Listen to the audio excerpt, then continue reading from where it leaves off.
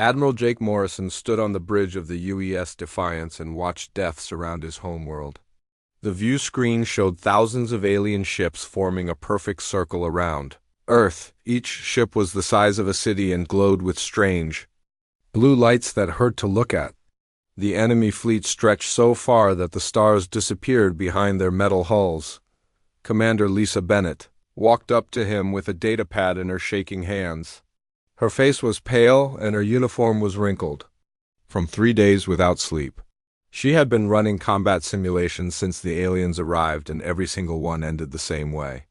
"Sir, our weapons cannot even scratch their shields," she said in a quiet voice. "We fired everything we had at one of their scout ships yesterday. Nuclear missiles, plasma cannons, railguns, everything. It did not even slow down." Jake nodded, but kept staring at the enemy fleet.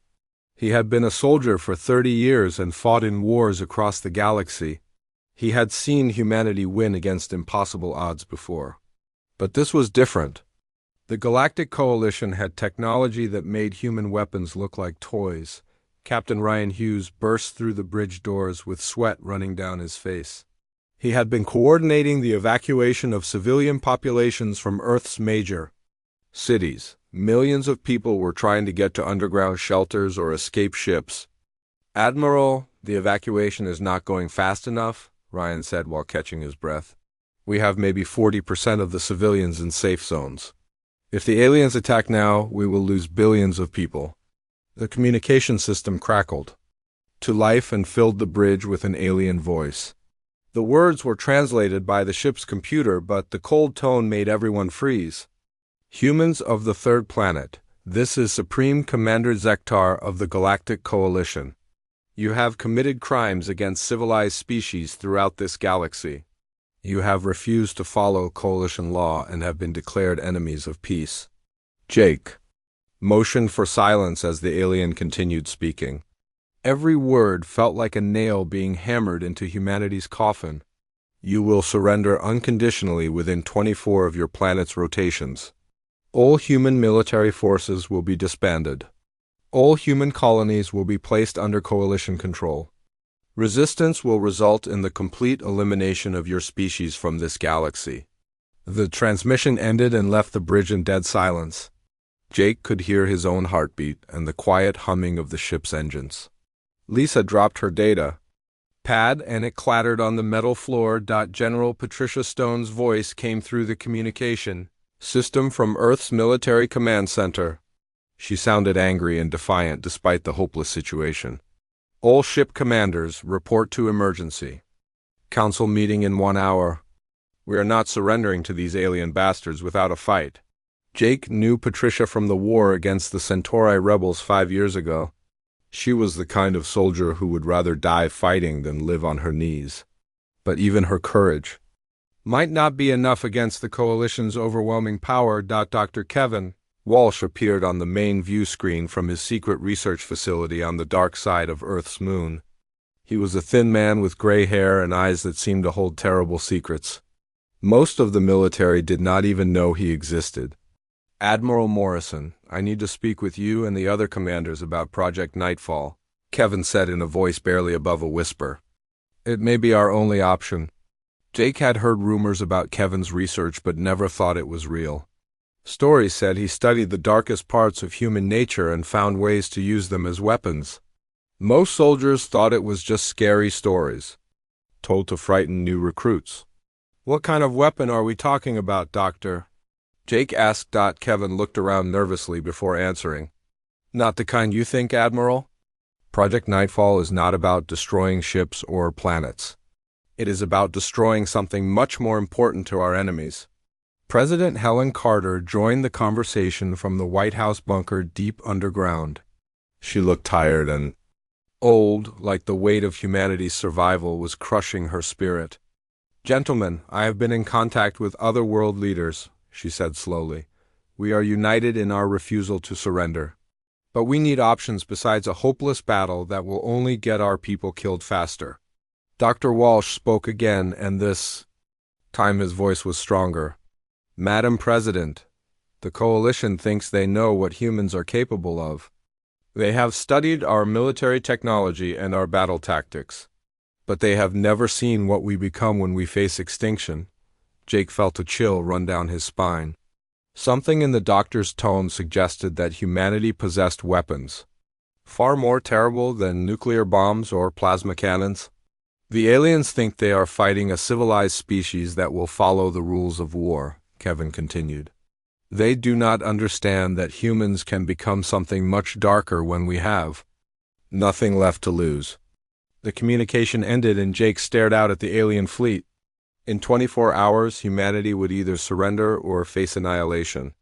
But perhaps there was a third option that the Galaxy Coalition had never considered. Perhaps they were about to learn why humans were the most feared species in the galaxy. Not because of their technology, but because of what they were willing to become to survive. Dr. Kevin Walsh stood in front of a room full of humanity's top military leaders. The secret meeting was taking place in an underground bunker that did not officially exist. The walls were lined with screens showing research data that made even hardened soldiers look uncomfortable. General Patricia Stone sat at the front table with her arms crossed. She had fought aliens before and knew how brutal war could be. But the files Kevin was showing them contained something far worse than battlefield violence. Project Nightfall began 15 years ago when we first made contact with other galactic species, Kevin explained while pointing to historical documents on the main screen. We discovered that humans are different from every other intelligent race we have encountered. Colonel Danny Roberts leaned forward in his chair. He was young for his rank, but had earned it by studying enemy psychology and battle tactics. Different how, Doctor? Kevin pressed a button, and the screen filled with images that made several officers look away. The pictures showed some of humanity's darkest moments throughout history: concentration camps, medical experiments, mass graves, and torture chambers. Every species we have met has natural limits on violence within their own kind, Kevin said in a clinical voice. They fight for territory, resources, or survival, but they cannot systematically destroy others while feeling justified in their actions. Dr. Angela Price stepped forward from the back of the room. She was Kevin's chief psychologist and had spent years studying what made humans unique among galactic civilizations. Her research files were classified above top secret. We studied the brain patterns of captured alien prisoners during border conflicts, Angela explained. When forced to hurt others, their neural activity shows extreme stress and psychological damage. They literally cannot commit prolonged cruelty without destroying their own minds. The room fell silent as the implications became clear. Captain Steve Williams was the first to speak, and his voice was filled with horror. Are you saying that humans are naturally more evil than other species? Kevin shook his head, but his expression remained grim. Not evil, Captain, adaptable. When humans face extinction, we can completely change our moral framework to justify any action. We can dehumanize our enemies and treat them as objects rather than living beings. Angela activated another screen that showed brain scans comparing human and alien neural patterns. The differences were striking and disturbing. Look at these scans from human soldiers who participated in historical atrocities, she said, while highlighting specific areas. Their brains adapted to shut down empathy and moral reasoning. They convinced themselves that their victims deserved what happened to them. General Stone stood up and walked closer to the screens. She had seen terrible things in war, but had never thought about them in this scientific way. So you are telling us that humans can become monsters and still sleep at night? She said slowly. More than that, Kevin replied. We can become monsters and feel good about it. We can torture, experiment, and destroy others while believing we are doing the right thing. No other species in the galaxy has this ability. Danny Roberts pulled up files on his personal tablet showing coalition military doctrine. The aliens fight according to strict honor codes and rules of engagement. They treat prisoners well and avoid civilian casualties. They think war has moral limits. Kevin smiled, but there was no warmth in his expression. Exactly, they assume we think the same way. Project Nightfall is designed to show them how wrong they are. Angela brought up psychological profiles of different coalition species. Each race had different strengths and weaknesses, but they all shared one common trait. Every coalition species evolved with built-in psychological safeguards against extreme cruelty, she explained. Some have hive minds that share emotional pain. Others have telepathic connections that make them feel their victims' suffering. They literally cannot do what humans have done throughout history. Captain Williams stood up and slammed his hand on the table. This is insane. You want us to become the monsters that humanity has spent centuries trying to forget. Kevin's voice became cold and hard. The Coalition is planning to commit genocide against our entire species, Captain. They want to wipe humanity from existence because they think we are too dangerous to live. Perhaps it is time to prove them right. Patricia Stone walked back to her seat but remained standing.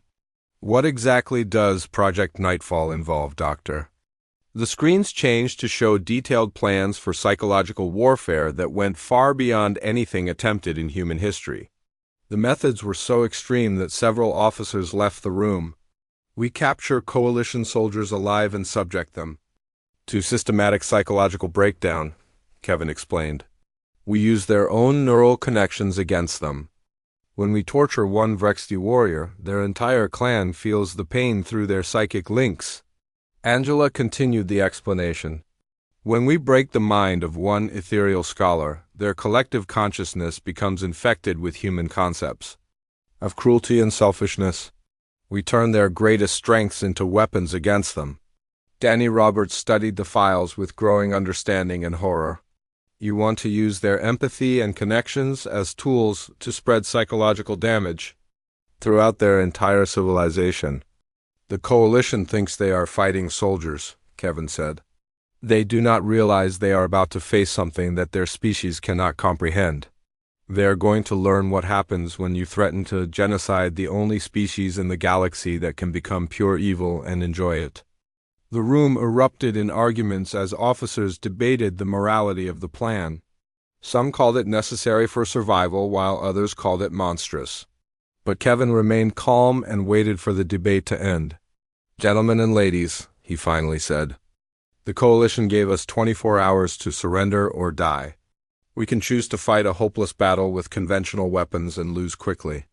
Or we can show them why humans are the most feared species in the galaxy.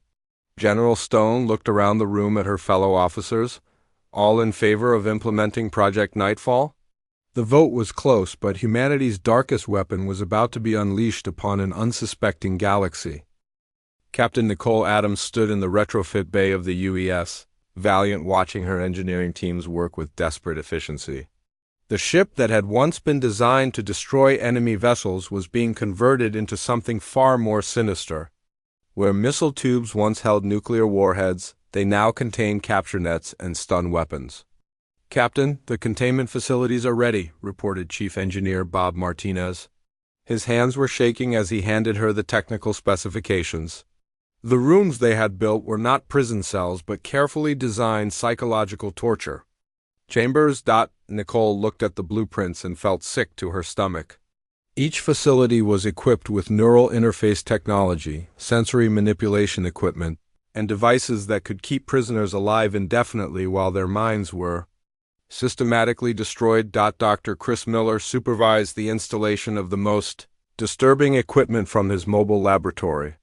He was a neuroscientist who had volunteered for Project Nightfall after losing his family in a coalition attack on the Mars colonies. His grief had turned into something cold and calculating. The neural feedback amplifiers are calibrated for each target species, Chris explained while connecting cables to alien-designed interface units. When we connect a coalition prisoner to these machines, anything we do to their mind will be transmitted to others of their kind. Lieutenant Greg Foster was monitoring coalition communications from the ship's intelligence center. He had discovered something that made Project Nightfall far more effective than anyone had imagined. Dr. Miller, you need to see this, Greg called out while highlighting specific data on his screens. The coalition species are more connected than we thought. The Vrexty share battle memories through psychic links. The ethereals have quantum consciousness bonds. The hierarchy operates as a collective mind across their entire species. Chris studied the data with growing excitement.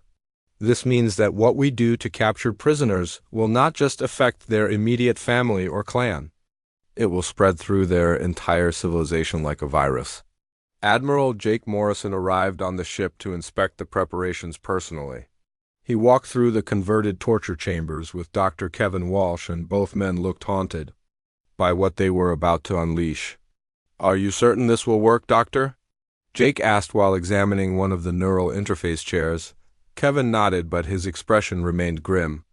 "Human history proves that we can break anyone given enough time and creativity. The coalition species have never encountered systematic cruelty designed specifically for their psychology.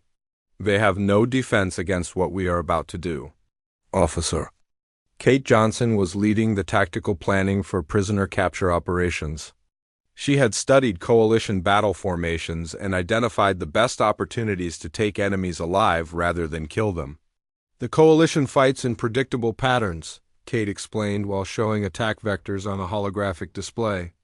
"They protect their command ships and keep their elite units in the rear. But if we stage fake retreats and apparent defeats, we can lure specific targets into capture zones." Captain Tony Baker joined the planning session with intelligence reports from his reconnaissance missions. His ship had been conducting stealth operations near coalition positions for the past week. The Vrexty warriors respond to challenges. "Of personal honor," Tony reported. "If we make it look like we are retreating in cowardice, they will pursue us individually to claim glory. We can separate them from their support units." Commander Sam Rodriguez had been studying the coalition's command structure and found weaknesses that could be exploited. The ethereal scholars always investigate unusual phenomena. If we broadcast fake distress signals claiming to have discovered ancient alien technology, their curiosity will override their caution. The most important target was identified by Major Lisa Thompson during her analysis of coalition leadership. She had found a way to capture members of the hierarchy, the species that controlled the entire coalition through their shared consciousness. "Hierarchy commanders never retreat from battle," Lisa explained. "Their collective mind considers retreat to be a form of mental death. If we can create a situation where retreat is the only logical choice, they will stay and fight even when surrounded." Dr. Angela Price arrived to brief the capture teams on specific psychological techniques for each alien species. Her research had identified the exact methods needed to break each type of coalition mind. "The Vrexty value honor above life," Angela explained. "We will force them to commit acts that violate their warrior code until they cannot live with themselves. The ethereals worship knowledge and wisdom. We will make them participate in the destruction of everything they consider sacred." The preparations continued for 18 hours as human ships across the fleet were converted from instruments of war into tools of psychological destruction. Engineering teams worked without sleep to install the specialized equipment needed for Project Nightfall. Dr. Miller tested the neural interface systems on volunteer human subjects to ensure they could safely connect to alien minds. The volunteers experienced temporary nightmares and disorientation, but the equipment functioned perfectly. Greg Foster intercepted coalition communications that revealed their final preparations for the attack on Earth. The aliens were confident that humanity would either surrender or be destroyed within hours. They had no idea what was waiting for them. "The coalition thinks this will be a standard military conquest," Greg reported to the command team. "They are planning to accept human surrender and then begin systematic colonization of our worlds." Kevin Walsh smiled for the first time since Project Nightfall began. "They think they are dealing with another civilized species that will follow galactic laws of war. They have no concept of what humans become when we face extinction." Admiral Morrison gathered his fleet commanders for final orders. The fake battles would begin in 6 hours, designed to look like humanity's last desperate attempts to defend Earth. But the real purpose was to capture specific coalition prisoners and begin the psychological warfare that would destroy their entire civilization. Remember, this is not about winning a military victory. Jake told his officers. "This is about teaching the galaxy what happens when someone tries to genocide humanity. By the time we are finished, no species will ever again consider us weak enough to destroy." The human fleet prepared to implement the darkest plan in their species' history. In a few hours, the Galaxy Coalition would learn why humans were truly the most dangerous species in known space. The first fake battle began at dawn over the ruins of New York City. Captain Tony Baker led his squadron in what appeared to be a desperate suicide attack against the Coalition patrol fleet. His ships fired wildly and erratically, making it look like panicked humans were throwing their lives away in hopeless rage. 3 Vrexty warriors took the bait exactly as planned. These alien fighters were the size of small buildings and covered in natural armor that could deflect energy weapons. They broke formation to pursue Tony's retreating ships, eager to claim personal glory by destroying the cowardly humans. Tony led them into a trap between 2 asteroid fields where capture nets launched from hidden human ships. The Vrexty warriors fought with incredible strength, but the nets were designed specifically to contain their biology.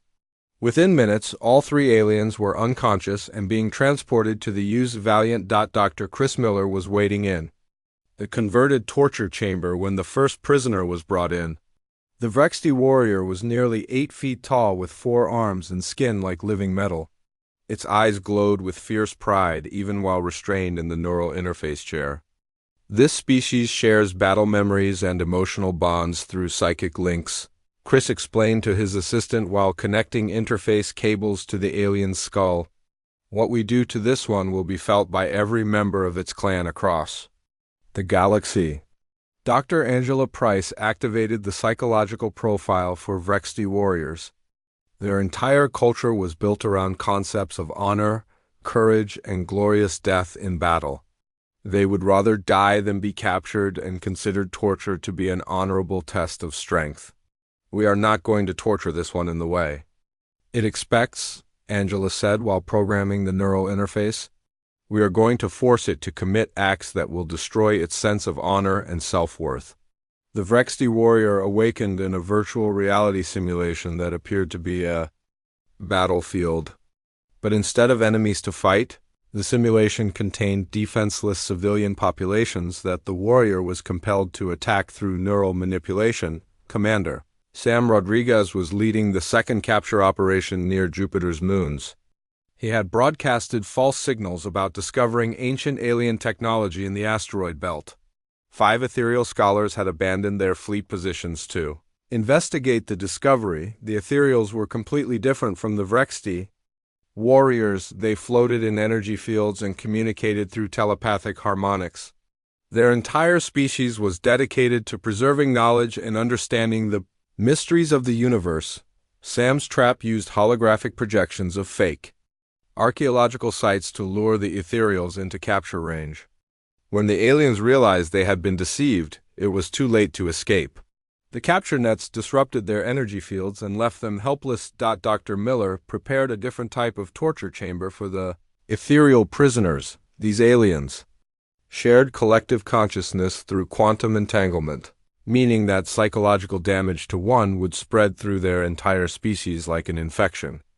The ethereals value wisdom and enlightenment above all else, Angela explained while setting up the neural interfaces. We will force them to witness and participate in the deliberate destruction of knowledge and the corruption of everything they consider sacred. The most crucial capture operation was taking place near Earth's moon. Major Lisa Thompson had created a battle scenario designed to trap members of the hierarchy, the species that controlled the entire coalition through shared consciousness. Hierarchy beings looked like living crystal formations that pulsed with internal light.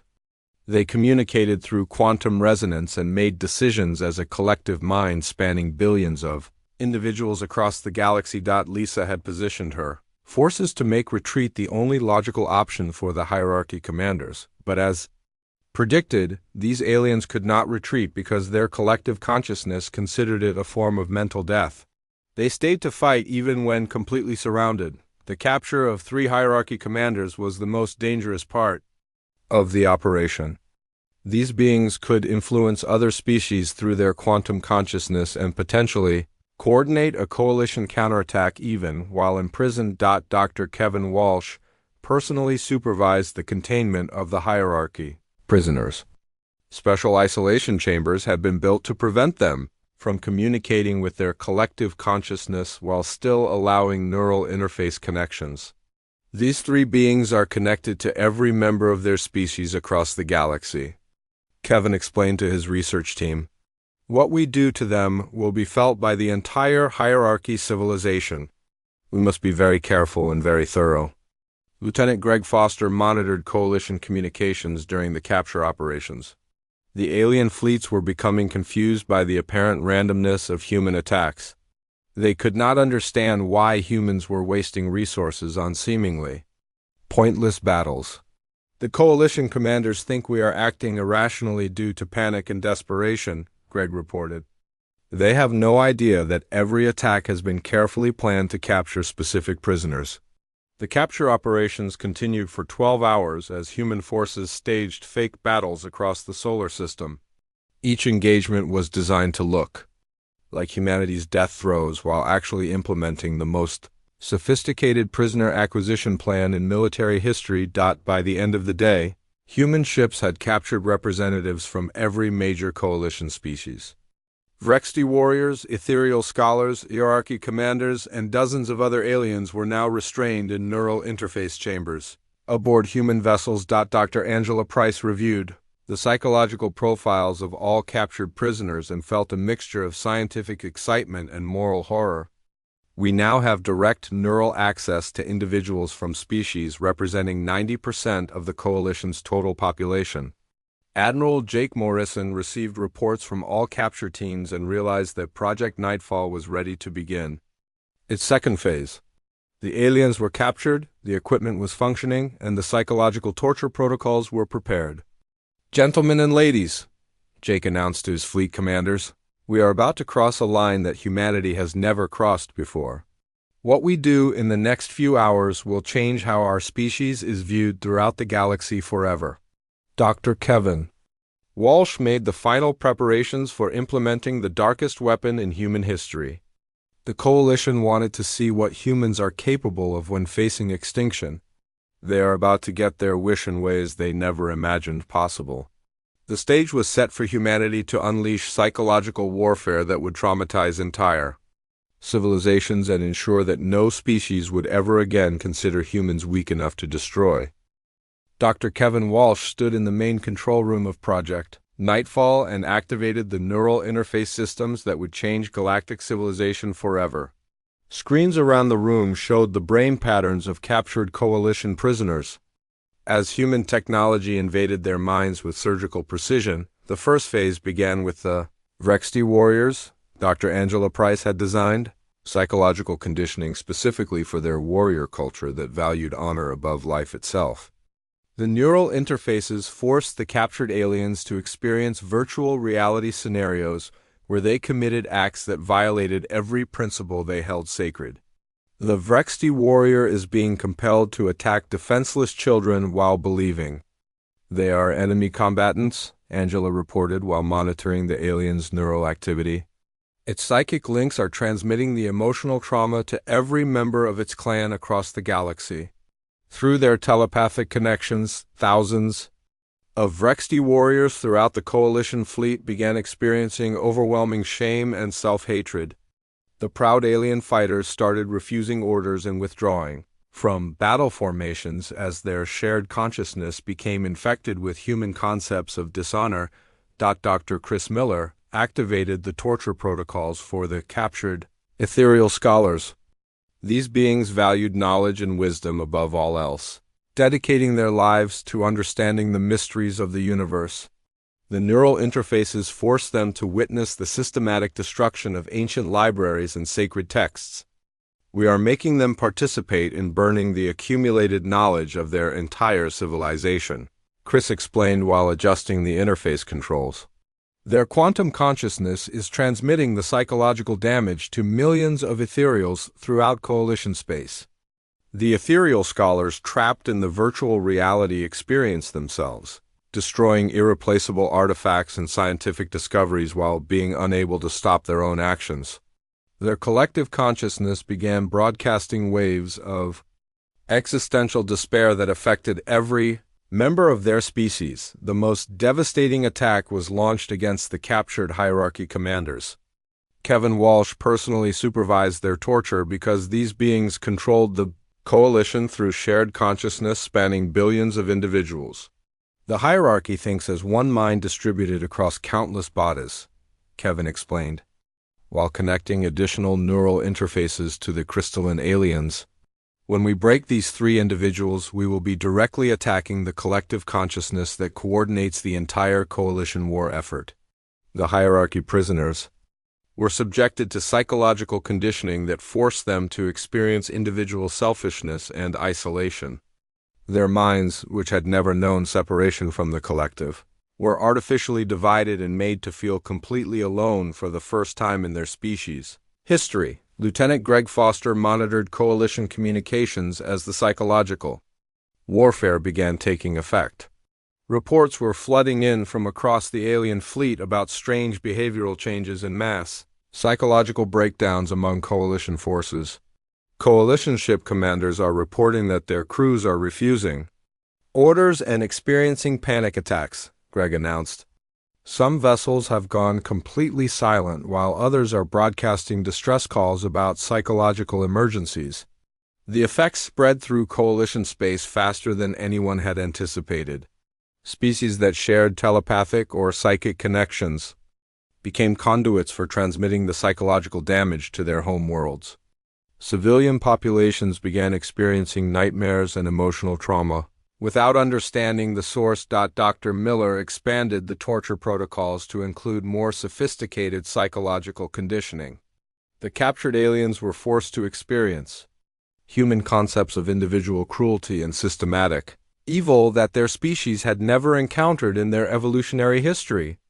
We are teaching them what it means to enjoy causing suffering, Miller explained while programming new scenarios into the virtual reality systems. Their minds are learning human concepts of sadism and malice that they cannot psychologically process. The Vrexty warriors in the coalition fleet began attacking their own allies as their shared consciousness became corrupted with artificial aggression and paranoia. Their honor-based culture was collapsing as they experienced emotions and thoughts that contradicted everything they believed about proper behavior. Angela Price monitored the psychological profiles of all coalition species and watched their mental stability deteriorate in real time. The aliens are experiencing collective trauma unlike anything in galactic history. Their entire civilizations are being infected with human concepts of evil and cruelty. Supreme Commander Zektar attempted to contact Earth with increasingly desperate communications. The coalition leadership was beginning to understand that something terrible was happening to their forces, but they could not comprehend the nature of the attack. Human commanders, our fleets are experiencing unprecedented psychological disturbances, Zektar broadcast. We demand that you cease whatever weapon you are using against our forces immediately. Admiral Jake Morrison responded to the coalition's plea with cold satisfaction. You gave us 24 hours to surrender or face annihilation, Commander. We chose a third option that you never considered. The psychological damage continued to spread as more coalition species succumbed to the artificial trauma being transmitted through their neural connections. Entire star systems reported mass mental breakdowns as billions of aliens experienced human concepts of systematic evil for the first time. Kevin Walsh watched the results of his life's work with a mixture of scientific pride and moral horror. The coalition will never recover from this psychological damage. We have permanently altered their understanding of what intelligent species are capable of doing to each other. But the weapon was beginning to affect its creators as well. Several human researchers working on Project Nightfall suffered complete psychological breakdowns from implementing the torture protocols. The darkness humanity had unleashed was wounding their own souls. Captain Tony Baker reported that some of his crew members were experiencing nightmares and guilt about their role in the psychological warfare. Sir, my people are having trouble sleeping.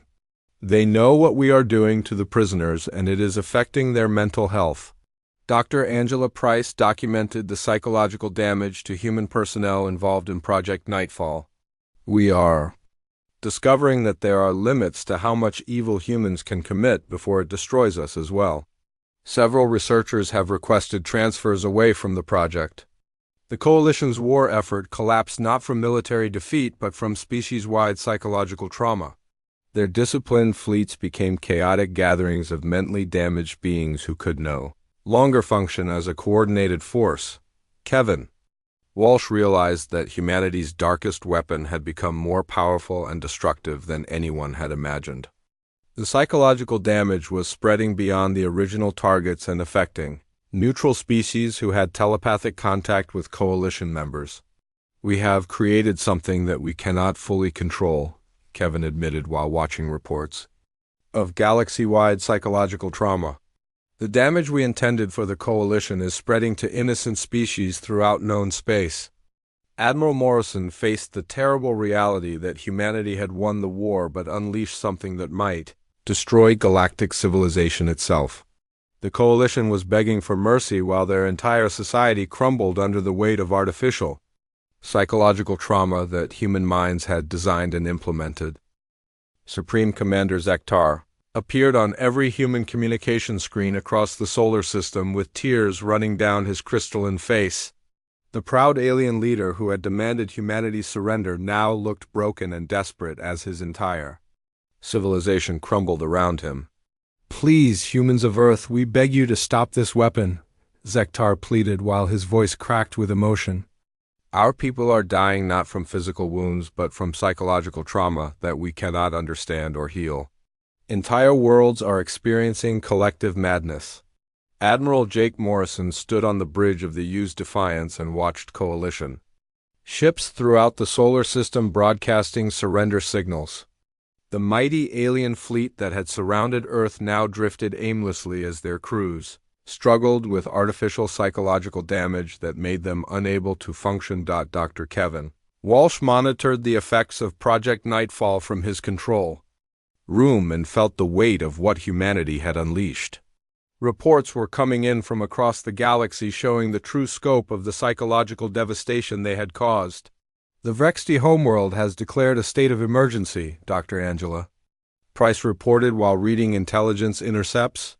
"Their entire warrior culture is collapsing as millions of their people experience shared trauma through psychic links. They can no longer trust their own instincts or honor codes. The ethereal civilization was experiencing even worse damage. Their collective consciousness had become infected with human concepts of deliberate ignorance and knowledge destruction. Scientists and scholars across ethereal space were suffering mental breakdowns as they felt compelled to destroy their own." Research. Lieutenant Greg Foster tracked the psychological damage spreading through galactic civilization like a virus. "Sir, neutral species with telepathic contact to Coalition members are also being affected. The trauma is jumping between species through their mental connections." Captain Tony Baker walked into the command center with a report that made everyone realize the true cost of their victory. "Admiral, we have lost 6 researchers to complete psychological breakdown. They cannot cope with what they did to the alien prisoners. Dr. Miller has been sedated after attempting to destroy the neural interface equipment." Dr. Angela Price had documented the psychological damage to human personnel involved in Project Nightfall. The weapon designed to break alien minds was also destroying the humans who implemented it. "We created something that goes against the fundamental nature of intelligent life," Angela explained while reviewing medical reports. "Even humans, with our capacity for systematic evil, have limits on how much darkness we can embrace before it consumes us." President Helen Carter received Coalition surrender documents that were unlike anything in galactic history. Instead of military terms, the aliens were begging for psychological mercy and offering to do anything humanity demanded if they would just stop the mental torture. "The Coalition offers complete, unconditional surrender," Helen announced to her emergency council. "They are abandoning all their territory and retreating to the edge of the galaxy. They never want to encounter humanity again," but the victory felt hollow and poisonous. Captain Ryan Hughes reported that several coalition species were experiencing population-wide mental collapse. Billions of aliens were suffering from artificial trauma that would affect their civilizations for generations. Madam President, we may have committed genocide through psychological warfare, Ryan said quietly. Some coalition species may never recover from the mental damage we inflicted on them. Dr. Kevin Walsh stood before the Emergency Council and took responsibility for creating humanity's darkest weapon. I designed Project Nightfall to save our species from extinction. But I never anticipated that the psychological damage would spread so far beyond our intended targets. The reports from coalition space grew more disturbing each day. Entire planets were reporting mass suicide events as alien populations could not cope with the artificial psychological trauma transmitted through their species.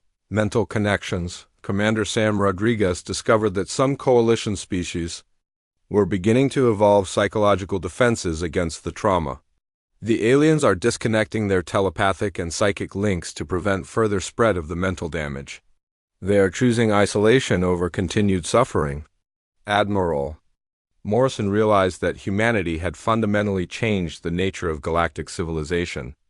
Species that had been connected through telepathic bonds for millions of years were severing those connections to protect themselves from human psychological warfare. We have taught the galaxy to fear mental contact with other species, Jake observed while reviewing intelligence reports. The aliens are becoming isolated and paranoid because they know that consciousness itself can be weaponized. Dr. Angela Price made a disturbing discovery while analyzing the long-term effects of Project Nightfall. The psychological damage we inflicted is not temporary. We have permanently altered the brain chemistry and neural patterns of multiple species. Their descendants will inherit these artificial traumas. Kevin Walsh made the decision that would haunt him for the rest of his life. I am destroying all records of Project Nightfall and ordering the termination of all research related to psychological warfare. Humanity must never use this weapon again. But the knowledge could not be completely erased. Every human involved in the project carried the understanding of what their species was capable of doing when faced with extinction. They knew that humanity possessed the ability to break the minds of entire civilizations. The coalition retreated to the furthest edges of the galaxy and established isolation zones to prevent any contact with human space. Their final message to Earth was both a surrender and a warning. Humans of the third planet, you have proven that your species possesses capabilities that no other intelligent life should ever develop, Zektar broadcast. We surrender all claims to your territory and withdraw from all systems within 1,000 light-years of your worlds. But know that you have changed the nature of civilization itself. President Carter addressed the human population with news of their victory, but the celebration was muted by the understanding of what they had become. Humanity has survived the threat of extinction, but we have paid a price that may be too high to bear. The galaxy would remember this war not for humanity's technology or military prowess, but for their willingness to become monsters when threatened with annihilation. Other species now viewed humans with terror and respect, understanding that they faced a race that could weaponize consciousness itself. Admiral Morrison stood on the bridge of the UES Defiance and looked out at the empty space where the coalition fleet had once surrounded Earth. The stars looked the same, but humanity's place among them had changed forever. We won the war, he said to his officers, but we lost something essential about who we are as a species. The galaxy will always remember that when pushed to extinction, humans unleashed horrors that make nightmares seem pleasant. Dr. Kevin Walsh destroyed the last records of Project Nightfall, but knew that the knowledge would remain in the minds of those who had implemented it. Humanity had proven that they were the most dangerous species in the galaxy, not because of their strength, but because of their willingness to embrace absolute darkness to survive. The coalition was gone. Humanity was safe, but the galaxy would never be the same. Every species now knew that somewhere among the stars lived a race that could turn consciousness itself into a weapon of mass destruction.